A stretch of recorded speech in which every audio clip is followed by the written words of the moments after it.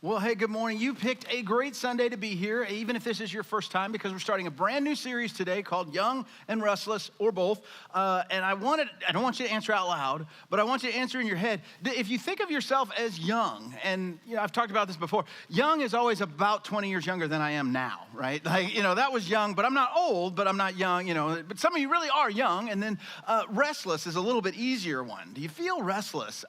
There's a technical term for it. It's called, we're languishing. And it's the idea that people they're not burned out and they're not ready to give up and all of that, but they're not necessarily doing really well either. And it's this kind of uncomfortable aimlessness. And so the whoever they are, the professionals are calling it that our country and our culture, our people right now, we are languishing.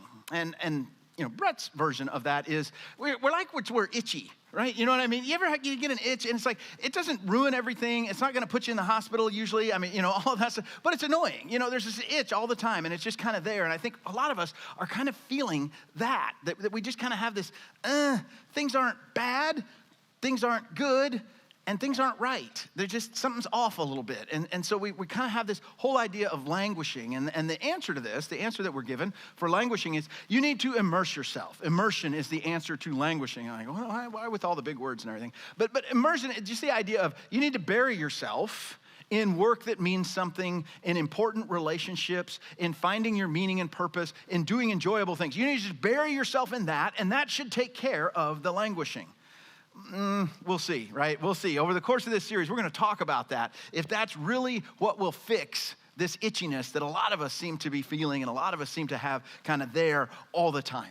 And to kind of get underneath all this, I spent some time surveying our young adults here in our church and just asking them, what's going on in your life? What are you concerned about? What are you interested in? What's going well? What's not going well? And what I found was so many of the things they said, I think all of us would say. These are issues right now. These are things that are creating some of this itchiness. And so some of it does revolve around very big things like, what is my purpose? What am I supposed to actually do? What does my future look like? Am I supposed to, get married and get a job and start a career? And what does it look like for the next 10 years or 20 years? I want my life to count. I want to make a difference. And it seems like just going to work isn't going to do that. So what is that supposed to be? And what does it look like to really belong to some other people? I don't mean just, some casual friends or some people on Facebook, but to really have a place and know that I belong. And then the most popular one, so to speak, or the biggest question mark is another way to think about it, had to do with relationships. The important relationships in my life, and even the most important relationship when it comes to marriage and dating. What is that supposed to be? What does my future hold when it comes to that? And so we're going to talk about all these issues over the rest of the next few weeks of this series, Young, Restless, or Both. And what I hope we end up with, before we get to the end of the series, where I hope you end up with, is that you're willing to make a trade. That you come to the point in your life where you're willing to make a trade, because you can trade feeling like, how did I get here, for I know why I'm here. Because so many times, the languishing, the itchiness, whatever you want to call it, that we feel is because we don't really know why we're here, and what we're supposed to do, and what life is supposed to be about. But when we do know that, when we do know, I have confidence that this is who I am, and this is what I'm supposed to be doing, and this is what my life is supposed to look like, all of a sudden, life goes from languishing to loving life. I know what I'm all about. And that's what I hope for you by the time we get to this end of the series, that you're able to make that trade. But where we're going to start today is with marriage and dating. And you might be like, well, I'm not married, so does this apply to me? Yes, it absolutely does. I'm not really dating anybody. Does this apply to me? Yes, it absolutely does. Because what we're going to talk about is a core relationship principle. So if you have a relationship, this applies to you. But when it comes to marriage, there's some unfortunate, kind of disappointing statistics out there. Today in America, the average person that gets divorced is 30 years old. Which you might think, 30. But when you match that with the average age people are getting married, which is 26, 27, and 28, in essence, marriages aren't lasting very long. That's a problem. And 60% of all the divorces that happen in our country happen for people between the ages of 25 and 39. So it kind of verifies that same statistic that in many ways, marriage is not doing well for us as a people, especially for younger adults. It just doesn't seem to be what it used to be. Now, if there's good news, it's this. The divorce rate is actually down. We're not seeing as many in number of divorces happening as we had in the past. Unfortunately, the reason for that, or at least part of the reason for that, is because we don't see as many people getting married either. And so this is Brett's opinion. That's all it is. Don't take this to the bank or anything. You can fact check me, but it's just Brett's opinion. I think part of the reason why people aren't getting married is because a lot of our teenagers and young adults and even 30-somethings are looking at it and going, look, if dating and marriage just ends in a bunch of emotional drama, a tragic breakup and divorce, why do I want to do that to start with? And so I think for a lot of them, it's not really even an option on the table because all the things I've seen around me it doesn't turn out well. So why would I want to jump into that too? But even with all of that, it's not really marriage that's at fault. And again, this is Brett's opinion, so hang with me here.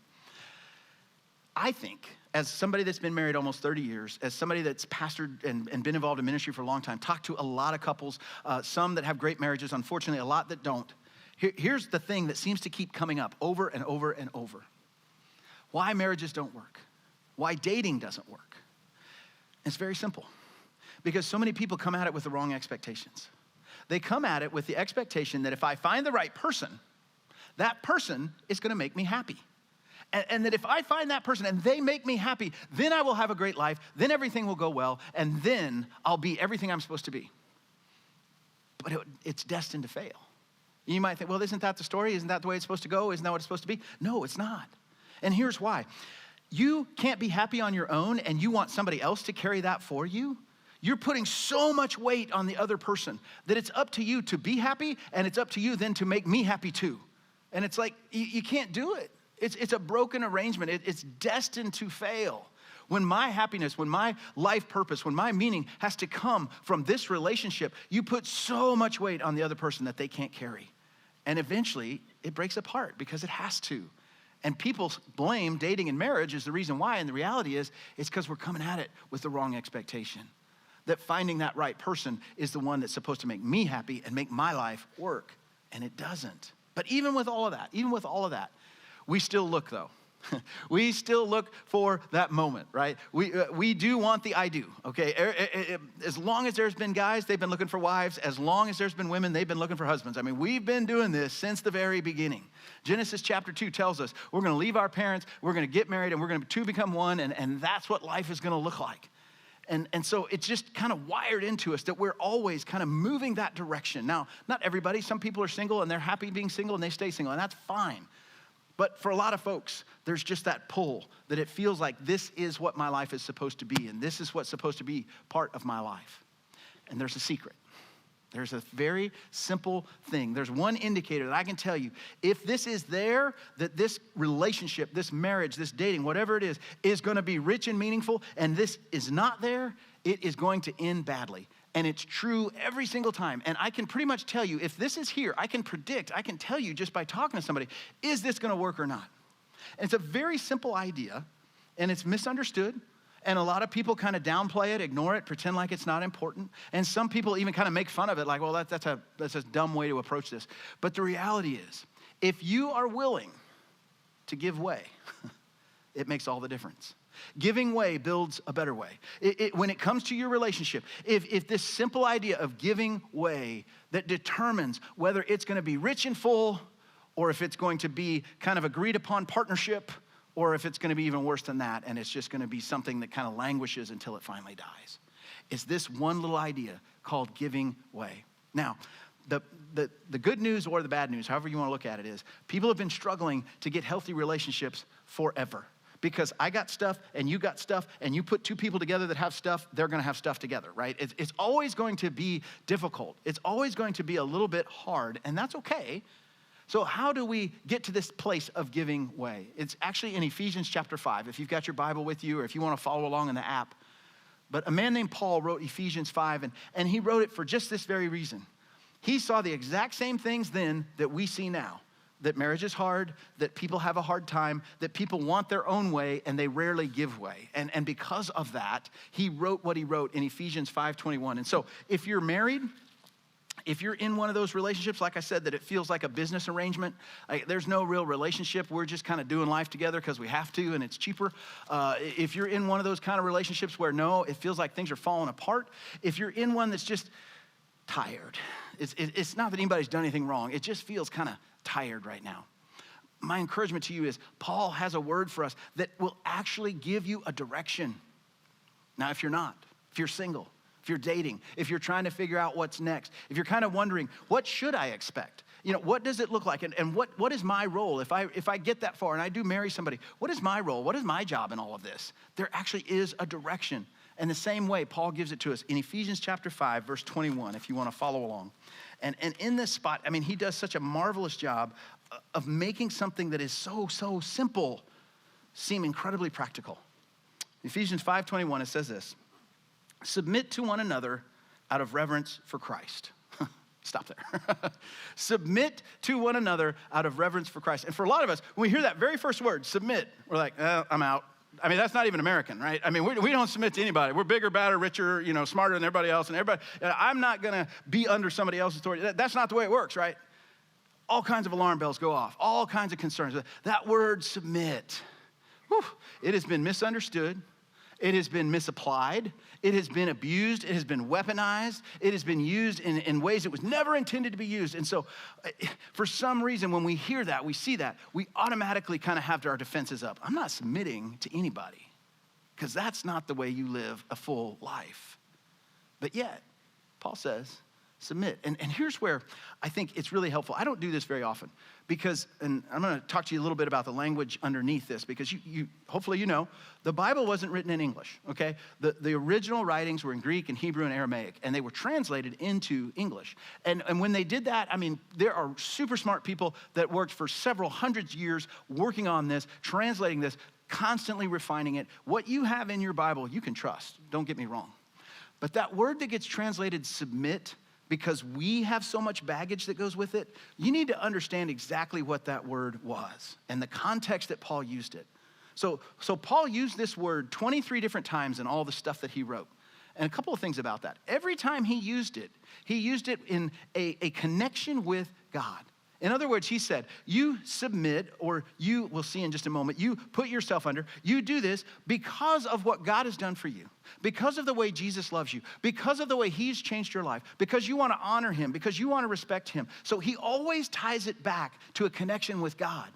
And it's always a choice that we make. It's not because somebody forces us to. It's not because somebody's better than us or smarter than us or more important than us. It's always a choice that we make because of God's love for us. And so that's the context.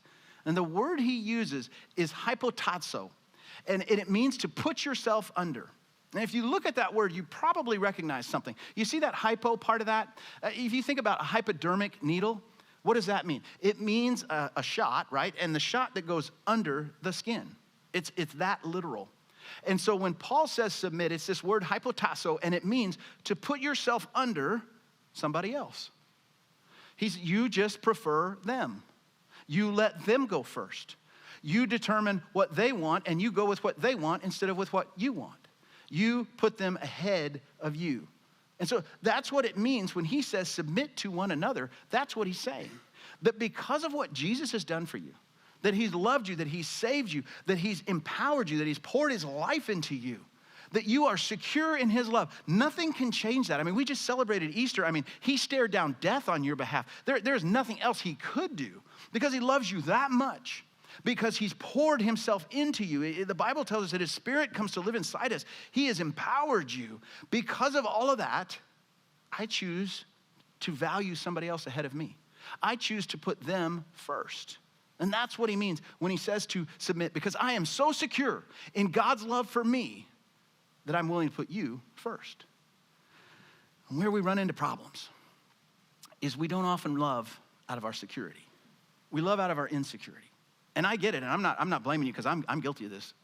But so often, our insecurity, we try to take our insecurity and twist it and force it and to make it look like love, but it never works.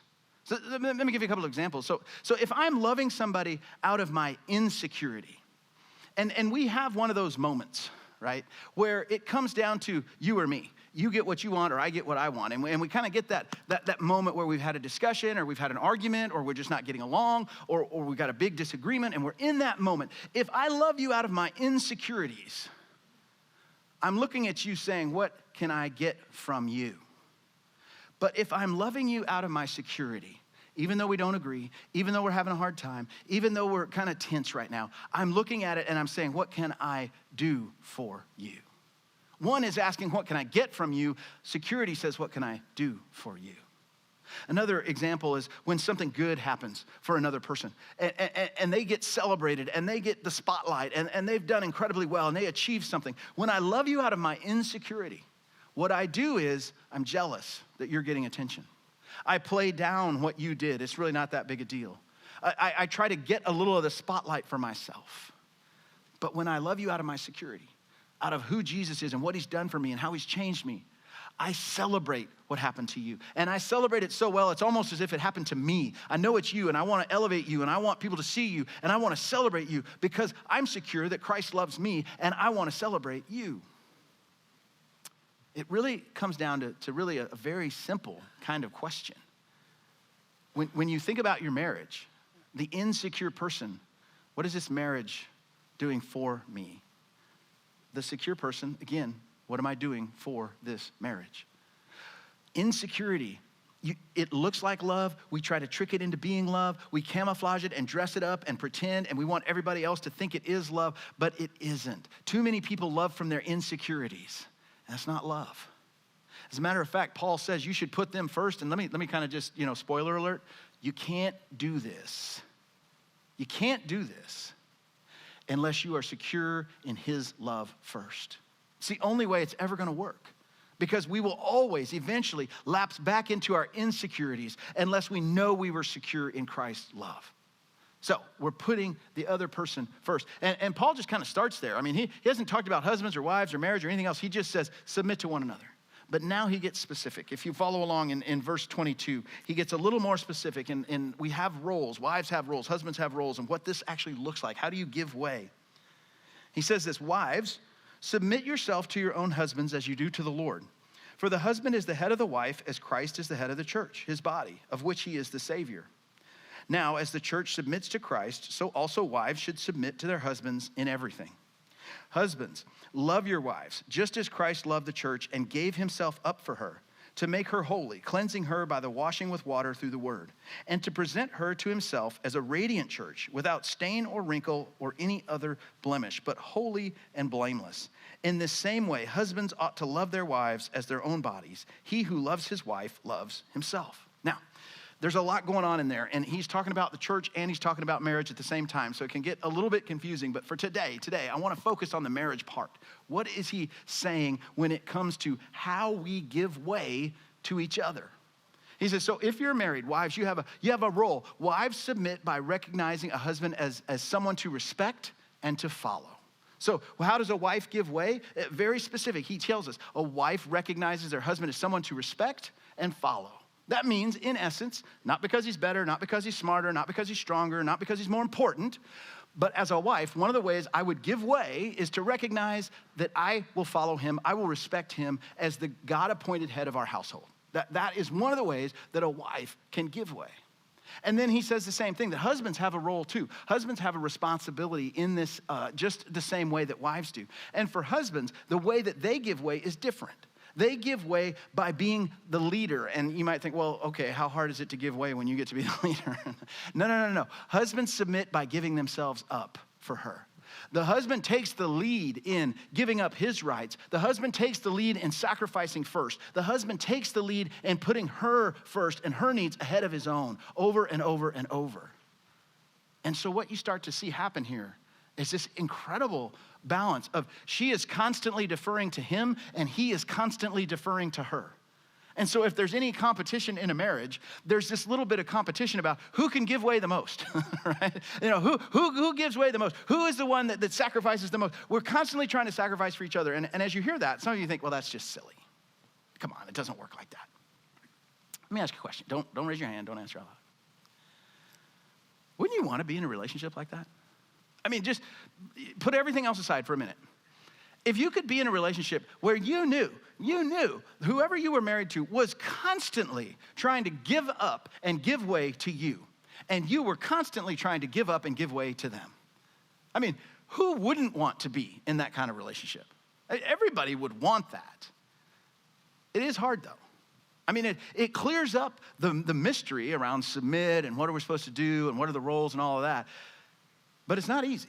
And I gotta be honest with you, I don't wanna stand up here and pretend like I've got it all figured out, because I didn't, and I haven't, and we still struggle with it. And so I'm gonna let you in a little bit to the Carlson household for just a moment. So, Donna, you wanna leave? No, I'm just kidding. We did not get this right, especially early on.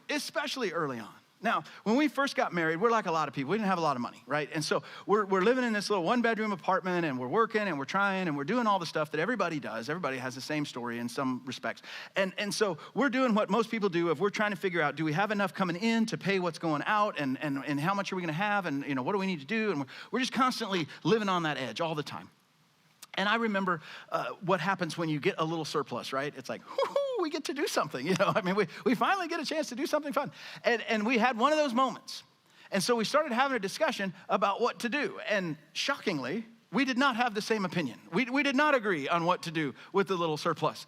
And so we started talking about it, and I don't know if this is really true, but knowing my wife, she probably wanted something like, it'd be really nice to have a vacuum cleaner to clean our apartment with, we don't need that, we don't need to do that. Or it could have been, we should probably buy our mothers something for Mother's Day, and we don't need to do that. That's a bad idea. And I had an idea of something. I don't remember what it was. It was something really important that I felt like we needed to buy, probably like a new PlayStation. And we're kind of talking about going back and forth.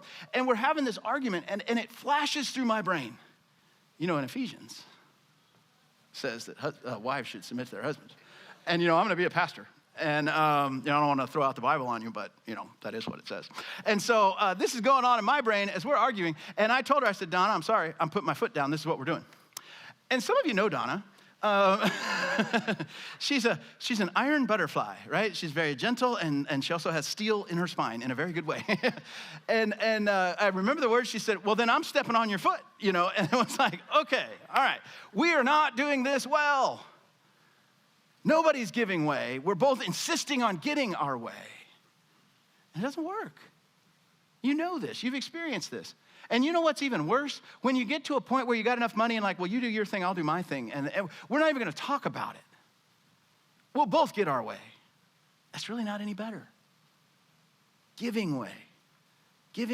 And again, we don't get it right all the time. We've been married a long time, but we still have our struggles. But here's what I do know. I do know this. There's not been a day in our marriage where I have not felt respected by her. And because she has respected me, she has loved me into being more self-sacrificing. And I also know that throughout our marriage, while I've messed it up many times and I've done it wrong so many times, I do think that I have loved her well enough that she's been more comfortable being under that authority. And I think together we have made progress. And that's the goal. And as you hear that again, I know it's so easy to be skeptical. It's so easy to kind of go, yeah, but if I did that, that's very vulnerable. Like, that's taking a big risk. I mean, I could get taken advantage of if I did that. Like, I might start giving way, and they're like, cool, and that's it. Like, nothing ever comes my way because we're always doing it their way. Like, I could give up and just be completely rolled over if I did that. I mean, that's such a risk. And you're right. It is. It's a big risk. But yet, it's God's design. That's how he set it up. And so if God designed it that way, and if you have people telling you it'll work that way, that does give you a little more confidence that maybe there's something to this, but it still can feel so uncomfortable.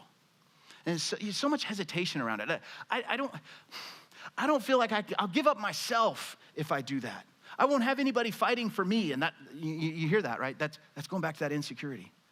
That if I don't get mine, if I don't take care of me, if I'm not looking out for myself, then I might not.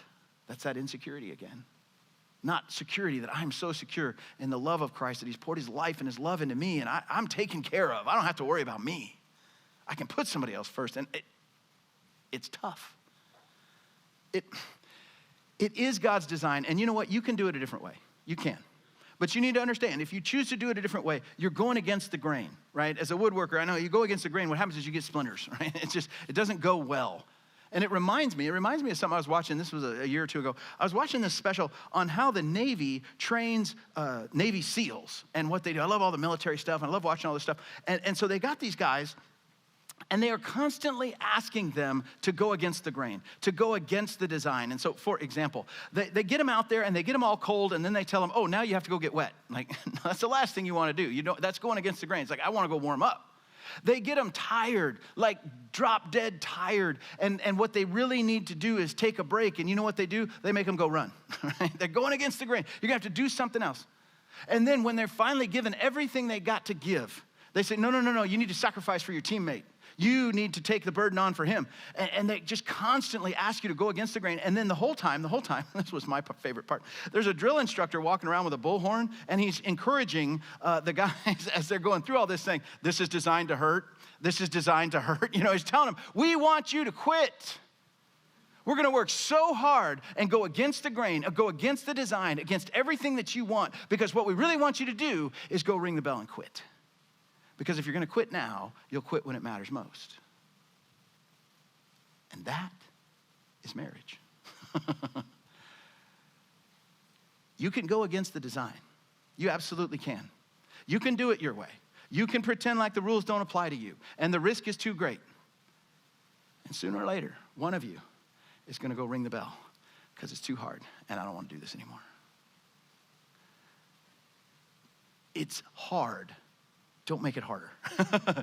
When you go against God's design, you make what is difficult. I mean, marriage is difficult. There's pain baked into it. But you make the difficulty and the pain so much worse when you go against God's design. So I want to give you, as a wrap up, I want to give you a couple of ideas about how to help yourself get ready to give way. And the first thing is really straightforward. You need to deal with your issues. You need to deal with your issue. We all got them, okay? I'm not calling anybody out. We all have issues, every one of us. We've got stuff going on in our life. We've all got to deal with our issues. Because here's the thing, and hopefully you've figured this out by now. If you're dating, if you're married, if you're in some kind of important relationship, you know this. You can't do anything about them, right? You can't make them do anything. You can't force them to do anything. And even if you can, and even if you do, it's just for the moment. And they're only going to resent you. So you can't do anything with them. But you can deal with your issues. And so if you're single, important question you need to ask yourself. Simple question you need to ask yourself. Would I want to marry me? Right? Would I want to marry me? And if the answer is no, you need to deal with your issues, right? What is it that's keeping you from giving way? Why are you the way you are? What is it that's keeping you from saying, I don't know if I would even want to marry me. I wouldn't want to live with me. Then nobody else does either. So, what is it? What's going on inside? You need to deal with that. You see, marriage is a lot of people think marriage is the answer to their problems.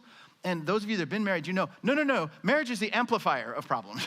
It is not the solution to problems. It is the amplifier of problems. It's kind of like a bag magic trick, right? You cover up the curtain, and it's like, oh, it's gone. No, they're all still there. They're just covered up with the curtain of marriage. But all the baggage, all the problems, all the stuff's still back there. Would you want to marry you? And if you wouldn't, what do you need to do? How do you need to learn to give way?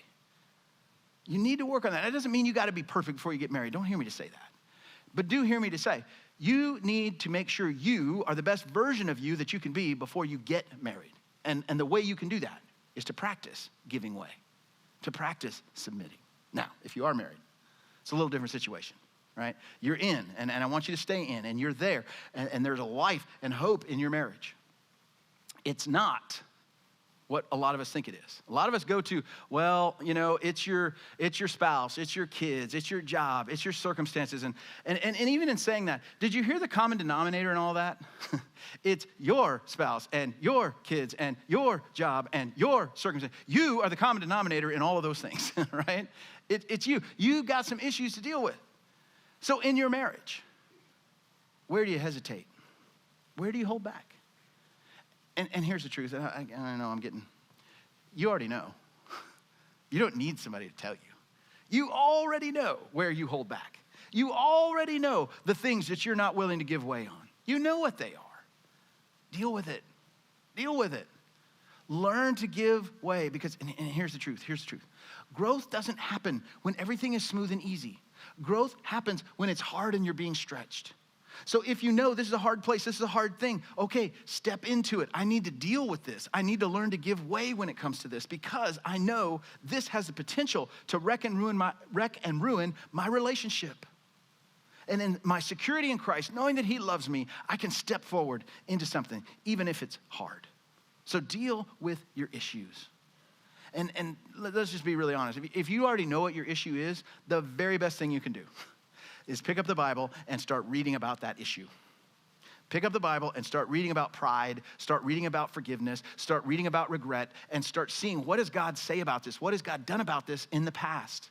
And once you do that, then start looking, are there other Christian people that have gone through the same thing that I can talk to, or I can read their account, or I can read their story, where God has worked in their life? Because maybe he'll work in the same way in my life. Talk to a coach, talk to a counselor, but you've got to deal with your stuff. You can't deal with your spouse's stuff. You can only deal with your stuff. So deal with your stuff. Second thing, so deal with your issues. Second thing, study and practice faithfulness. Study and practice faithfulness. Now, when you hear that, you might tend to think, oh, you mean faithfulness like being faithful to one person. Yes and no. Yes, from a romantic, from a marriage, from a sexuality standpoint, you should absolutely be faithful to that person. That should never be an issue. And if it is, you need to go back to number one and deal with your issue because there's something else there. And if you're not married, you shouldn't get married until you get that figured out. And if you are married, you need to work on that issue right now. But that's not what I'm talking about when I say study and practice faithfulness. What I'm talking about for this particular moment is the fact that our culture is always in our ear. That if there's something you don't like, or if there's something that's not going your way, or if there's something you disagree with, you should get rid of it. You should just be done with it. You should cancel it. You should cut it out of your life because, hey, that might not make me happy, and I may not want to have to deal with that, and I don't like that, and so I should get rid of it. That's the opposite of faithfulness. Faithfulness says, no, I'm going to stick and stay. And faithfulness is like a muscle. The more you use it, the more you exercise, the stronger it gets. Now, it starts in your relationship with God. Like, God has been faithful to me, so I am going to be faithful to God. And as I stick and stay with God, what I find is it starts to branch out into every other relationship in my life. If you're married, it shows up in your marriage that, hey, no, I'm in it. I'm here. I'm committed to this. This is us together forever. We are here. I'm going to be consistent. I'm going to be committed. I'm not going to tap out. And then it starts to show up in all your other relationships too, your friendships and your work and the people you know and your extended family. I mean, what does it look like to be faithful at work? To work hard, to be committed, to do a good job, to be trustworthy? What does it look like to be faithful in your friendships, to support your friends, to tell them the truth, to love them even when they're not being lovable? I mean, faithfulness shows up in all these different areas and arenas of our life, but ultimately it comes down to this. I'm doing what I know is right, even when I don't feel like it. I'm going to do what I know is right. And if I could put it in dad language for just a minute, do what you know is right, even when your feelings want to fight, right? Okay? A lot of times your feelings say, no, I don't like this. I don't want to do this. I'm not interested in this. This is too hard. I can't. I don't. I'm anxious. I'm this. I'm that. I feel afraid. I'm whatever. I get it. And I'm not saying to disregard your feelings. I'm not saying your feelings don't matter. You need to own your feelings, but don't let your feelings own you, especially when it comes to faithfulness. Because the voice in your ear that's telling you to get out is almost always wrong when it comes to being faithful in a relationship. It's almost always wrong. So you need to not only deal with your issues, but you need to study and practice faithfulness. And as you do these two things, what you will find is it becomes easier, not easy, but it becomes easier to consistently give way. Because of Christ's love for me, because of what he's done in me, because of the security that he gives me, I can give way. I can deal with the issues in my life. I can learn to be faithful. And what happens as a result of it is I end up with incredibly rich, meaningful relationships because I'm giving way instead of insisting on getting my way. And that's who we are. If you're a follower of Jesus and you're here this morning, none of this should sound strange to you. It should sound incredibly familiar. Well, yeah, that's what we're supposed to do. Right? I mean, there should be nobody better at giving way than followers of Jesus. Nobody should be better at this. Nobody should be better at honoring other people. Nobody should be better about backing away and giving up their rights and sacrificing on behalf of somebody else. That's who we are as followers of Jesus. And so what we have the privilege of doing, what we get to do is we get to bring that into our homes and first practice with that very closest relationship with our spouse. And then practice that same idea, that same ethic, that same love with our family, and then we branch out and spread it out to the other relationships in our life. Because that's who we are. Christ rose from the dead. We just celebrated that. He overcame everything because he loves us, and that love changes us, and it changes our relationships. And it does it in a very simple but very powerful way, when you give way. Let's pray together.